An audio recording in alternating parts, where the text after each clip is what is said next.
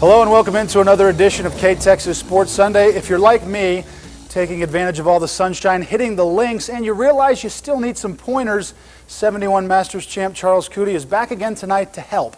This week's golf tip is ahead. Now, if you're a teenager who's just received your driver's license, you're probably getting sick of hearing your parents telling you, slow it down. Tonight, we're going to introduce you to a 16-year-old whose parents actually encourage him to drive fast. We'll explain later.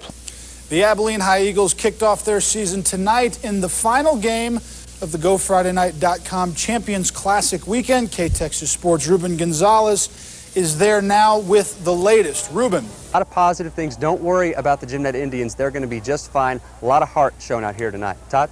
No question. Thanks a lot, Mark. Okay, once again on Thursday nights, we'll choose 5 games and tell you what we think. Score now 7-1 O's to the 7th. Rodrigo Lopez on fire. Jason Giammi, sit. Jorge Posada, have a seat. Tommy Womack, close. Lopez, 8 innings, gave up 1 run on 6 hits. Big outing. Baltimore wins 7-2. Dave DeLucci would come up huge. Just a little sweet swing of the bat would do it. 2-run shot. Rangers take the lead and go on to win over Seattle in yet another 1-run game. 7-6 the final. Rangers are now 3-3 on the season. Their home opener is tomorrow against the Angels. Wrigley going crazy. So the winning run at third, Todd Hollinsworth at bat. Gets through the infield. Cubs win! Cubs win! Cubs win! Well, it's a lot better when Harry says it. Chicago takes 2 or 3 from the Brewers. 6-5 the final. You guys had won 15 straight. We just touched on the streak a little bit, and Tarleton State grabbed one from you. So you're 18. You've won 18 of the last 19 games. Everything aside, just talk about that mark as it is. I mean, it's pretty amazing. It is, and I tell you, it's something that doesn't come around very often in baseball. Here live with Coach Heath Sandefur. Coach, despite some turnovers in the game, was this the best performance of the year for the Bulldogs? Well, I think it was because we're still playing. Big game here tonight. 2 big games back-to-back. We saw Snyder winning the first one, and then Wiley gets the second one. 2 big 4-3A games. I hope I didn't give that Snyder game away, Mark. Sorry. Back to you guys. Todd, it's okay. Great job on that game, and also great job on the Snyder highlights. We will get to those in just a few minutes. Coach, a lot like the regular season, you guys pound the ball down on the ground when you have to, and then, of course, Matt Ray, when you also need him to, can throw the ball. Talk about that effort tonight. Yeah, you know, our ground game, again, going back to what you said about the defense, our defense came to play tonight, and this team rushed for about, doing what he's supposed to do and running the option game. We didn't show it on the highlights, but as I mentioned, 2 touchdowns there in the first half were called back on penalties. How crazy does that make a coach when you get 2 big plays and then technicalities bring them back? Well, you try not to get too frustrated or get uptight. And your weekend forecast, all that coming up next. Todd? Thanks, Nate. The early baseball team was looking for a win in Game 1 of the Class 2A Regional Finals. Highlights are coming up, plus the Rangers and the Astros. Stay with us.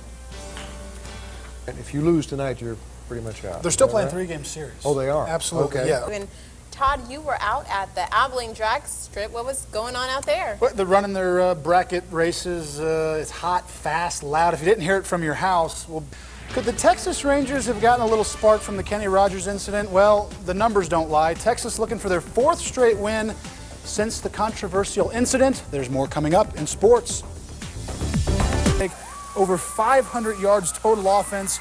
Dragons drop the Rebels 48-25, the final.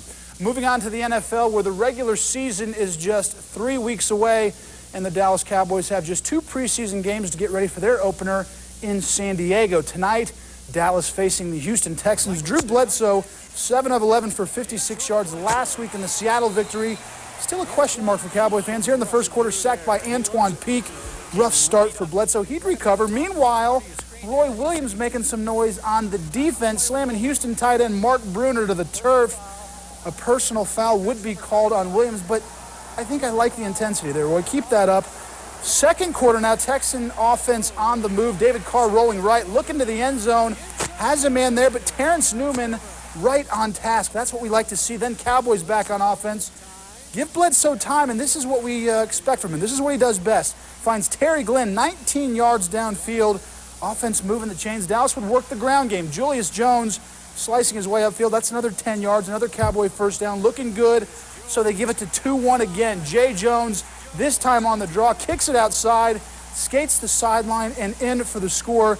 Cowboys up 7-0. They'd go on to win 21-9, improving to 2-1 in preseason play. Our own Mark Rogers is out at Texas Stadium, so We'll have a good report tomorrow for Sports Sunday. Looks like the Abilene Eagles are going to go to 1-0.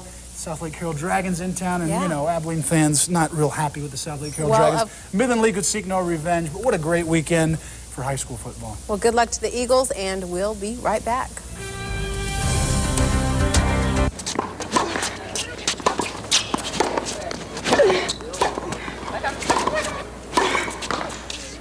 Ashley Caperton is on a mission, and it's not to make it to the national tournament held in Orlando, Florida. Well, not exactly. We really want to make it to Orlando, but what we really want is to make it to the finals in Orlando, to get a chance to be national champions. Talk of a title seems like high expectations, but when you consider that every season of Ashley's career, the Wildcats have made the national tournament, so going back this year would be nothing new. Making it past the quarterfinals, however, would. Since I've been here, all 4 years, we've made it to nationals. We've lost in the quarterfinals every year, and we have a really good draw this year, and we're really expecting to get to that finals. And if, you know, we get lucky, we can have ourselves a national championship. Actually, Caperton isn't just relying on luck. I know that God has everything planned, and you know, whatever His will is, that's what I want to. So just knowing that God will take care of it and takes care of everything just kind of makes you okay with whatever happens. So the hope is that the divine plan just happens to coincide with the Wildcats' quest for a national title. And for the sake of her own mission, Ashley hopes so too. Yeah, we hope God's plan is that, you know, maybe national champions, but we'll see.